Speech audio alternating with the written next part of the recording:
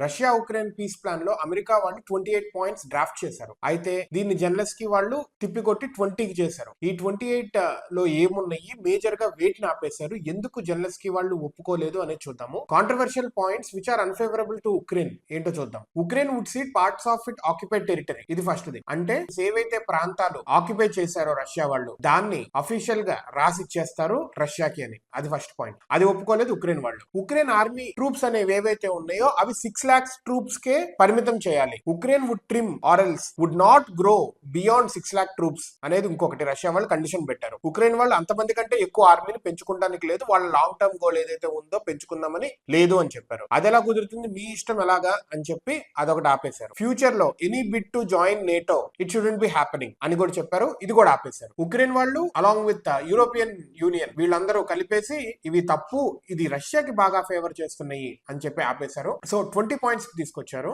మొత్తానికైతే ఏ డీలు అవ్వలేదు, ఏ piece talks జరగలేదు. ఎటువంటి పీస్ టాక్స్ అయినా ఉక్రెయిన్ వాళ్ళని కలపకుండా కనుక వాళ్ళు డిసైడ్ చేస్తే అది బ్యాక్ ఫైర్ అయ్యే ఛాన్స్ ఉంది అండ్ మాస్కో హ్యాండ్ స్ట్రాంగ్ అయ్యే ఛాన్స్ ఉంది. సో ఏ పీస్ టాక్స్ లో అయినా కానీ ఉక్రెయిన్ వాళ్ళే ఫస్ట్ నుంచి నో చెప్తా ఉన్నారు. సో ఐ థింక్ ఉక్రెయిన్ వాళ్ళని ఇన్వాల్వ్ చేయాలి while making this peace talks. So we have to see how this peace deal or whatever it is goes.